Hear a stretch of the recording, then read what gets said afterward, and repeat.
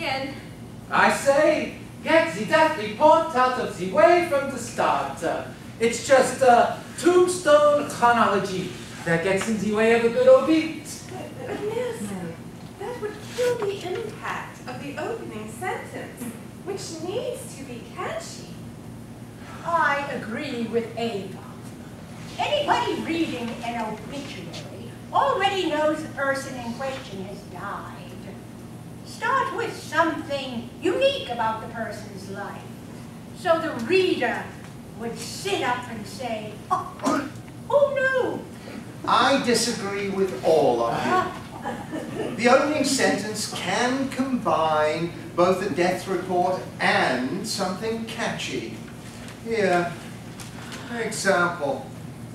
Yes, Chester Sinclair Hubbard, who claimed to have the world's largest collection of chess castles, died from heat exhaustion in the attic of his home while mounting his latest acquisition of marble and pewter pieces. I almost didn't hear that he died. There's so much other information in there. But what intriguing information. There is more. His wife, Hazel Hubbard, said that she did not know why he started the collection, nor why he collected only castles, adding that Chester never learned to play the game himself. Oh, intrigue and irony. Oh, how ingenious. Okay then, well, then what do I say about Mrs. Pringlehoff? For one thing, she was a practical joker. She had a saying, spare no expense to have fun at other people's expense. I found her jokes both silly and embarrassing. That's because she usually aimed them at you, Lawrence. Do you remember the time she gave you a phony change of address for our conference meeting and sent you to a Hillwood cemetery? You proved my point, Ava.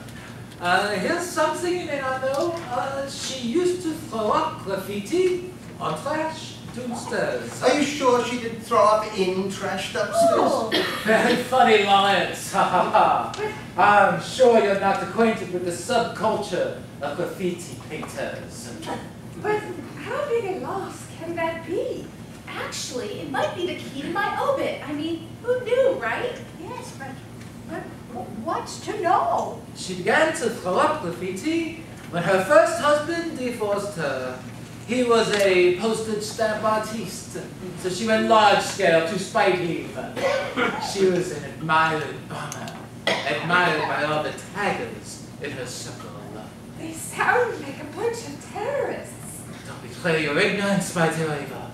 A bomber is a prolific graffiti artist, and taggers are bombers with code names and identifying symbols. Oh, dare we ask what Mrs. Pringlehoff's tag was? A cigar butt. Dare we ask what that symbolized? She never said.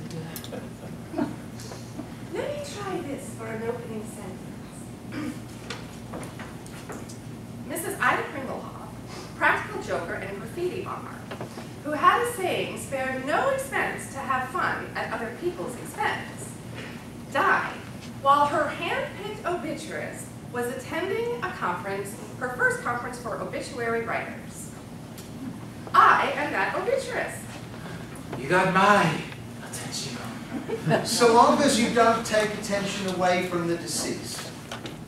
Oh, I don't know about that, Lawrence. I mean, isn't that what we always do in an obit? Write for the survivors?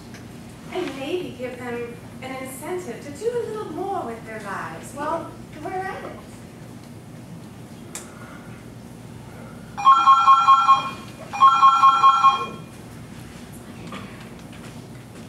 Hello, Barney.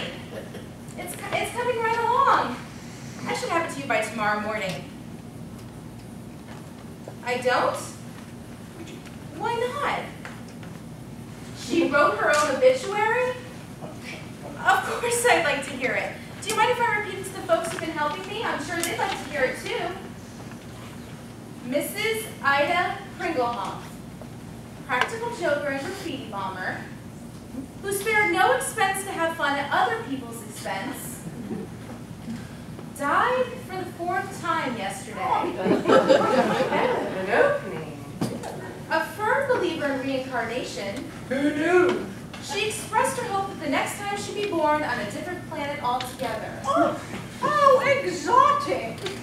where obituaries would not be taken too seriously by those who write them or those for whom they are written. Easy for her to say. Yes, we're all here, Barney. Why are you laughing? Who's that laughing with you? Good evening to you too, Mrs. Pringlehoff. Oh!